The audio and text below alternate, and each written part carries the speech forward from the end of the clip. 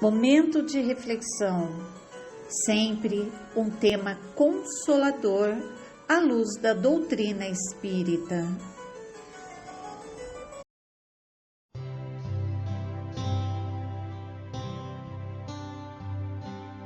Olá, amigos da Rádio Fraternidade. Meu nome é John Arley, aqui da cidade de Pedro Leopoldo, Minas Gerais. O Hélio nos pediu para fazer alguns comentários e gostaria de trazer para a nossa reflexão de hoje uma frase que o Chico Xavier costumava compartilhar. A frase é a seguinte: o homem mais feliz é aquele que tem menos necessidades.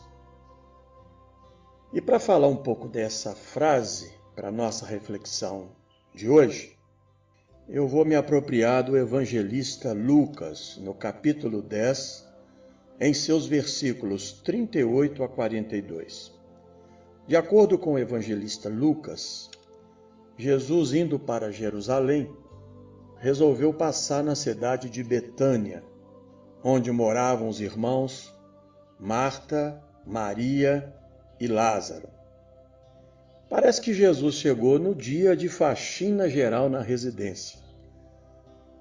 E quando bateu na porta, Maria, quando viu aquele jorro de luz, largou tudo o que estava fazendo, evidentemente não que as atividades domésticas não sejam importantes, e se colocou à disposição integralmente do Cristo. Marta amava o Cristo, mas ficou dividida entre os afazeres domésticos, que poderiam ficar para depois, e o amor que ela tinha por Jesus. Marta então ficou ali ao lado de Jesus até que num determinado momento, de acordo com a narrativa do evangelista Lucas, incomodada com a posição de Maria, Marta pergunta a Jesus: Mestre, Senhor, peça a Maria para me ajudar nas atividades domésticas. Jesus, na sua psicologia profunda, conhecedor da alma humana, respondeu: Marta, Marta, andas inquietas com muitas coisas, porém uma só é necessária. Maria escolheu a melhor parte, e esta não lhe será tirada.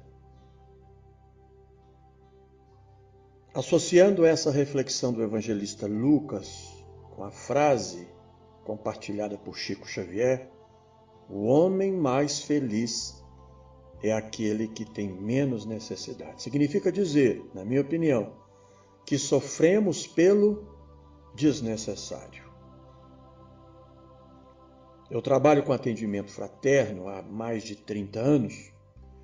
Eu diria para mim e para todos que estiveram em nossa instituição, que eu tenho identificado uma coisa muito contraditória e ao mesmo tempo muito curiosa.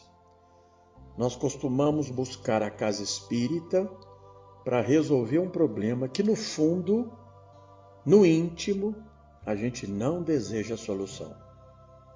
Nós somos como aqueles mendigos da alma. Ficamos cutucando a própria ferida para provocar a piedade alheia. De acordo com as duas máximas do Evangelho, onde está toda a lei e os profetas, significa amar a Deus acima de todas as coisas e amar ao próximo como a si mesmo. Nós já sabemos de cor essa lição. O difícil é colocá-la em prática. Por quê? Para amar a Deus é preciso amar o próximo. Para amar o próximo é preciso nos amarmos.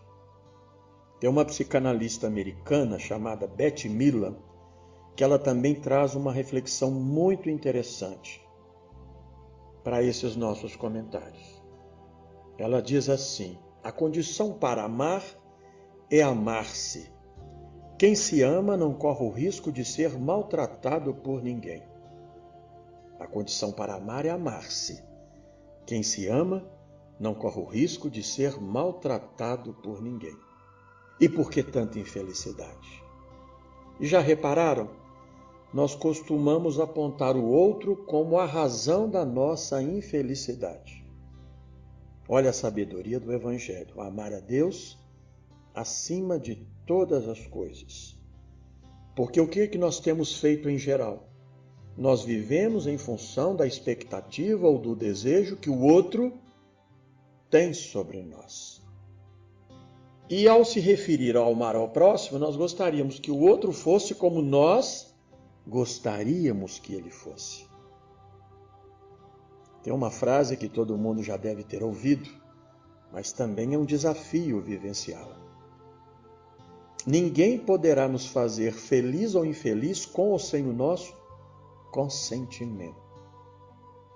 Felicidade ou infelicidade, há o nosso consentimento. Marta, Marta, andas inquietas com muitas coisas, porém uma só é necessária. Maria escolheu a melhor parte, e esta não lhe será tirada. Se eu tivesse a oportunidade de estar aí próximo ao Cristo e fazer essa mesma pergunta, perguntando ao Mestre o que ele acha do nosso movimento espírita, eu acho que ele responderia, parafraseando o evangelista Lucas, da seguinte maneira: os espíritas andam inquietos com muitas coisas, porém uma só é necessária. Chico Xavier escolheu a melhor parte, e esta não lhe será tirada. Nós temos que nos preocupar com aquilo que de fato seja essencial em nossas vidas. Porque o desnecessário, ele costuma provocar muito sofrimento. Queremos largar o osso, mas ao mesmo tempo não queremos. No que o Evangelho, segundo o Espiritismo, chamou-se de tormentos voluntários.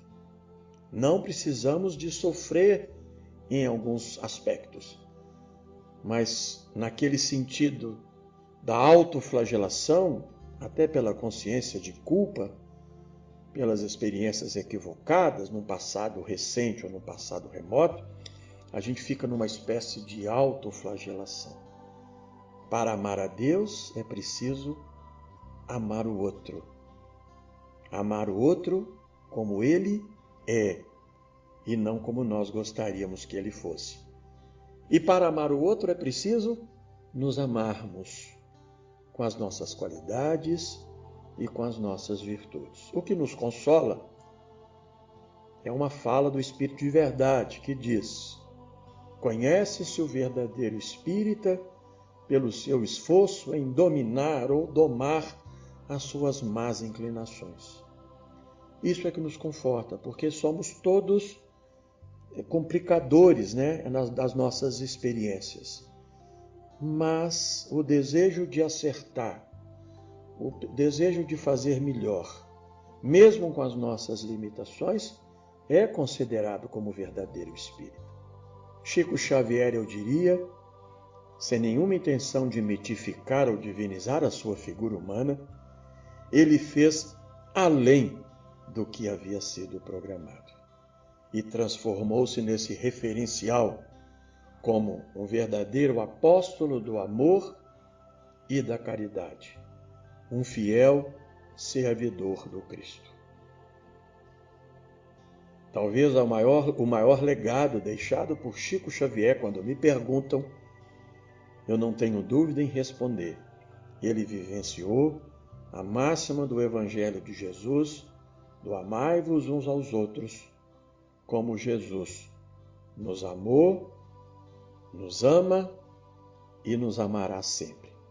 Em tempos de pandemia, gentileza dentro de casa, já que nós não estamos podendo frequentar as nossas instituições, sejamos gentis com os nossos familiares. Coloquemos em prática o que nós temos aprendido na casa espírita. Esse é o desafio em tempos de pandemia. Mesmo porque, já que a vida conspira em nosso favor, toda crise, ela quer nos ensinar alguma coisa. Ouça aquele que tiver ouvidos para ouvir e veja aquele que tem olhos para ver. Um beijo no coração de todos, aos amigos aí da Rádio Fraternidade. Jesus a todos nos fortaleça e para todo sempre.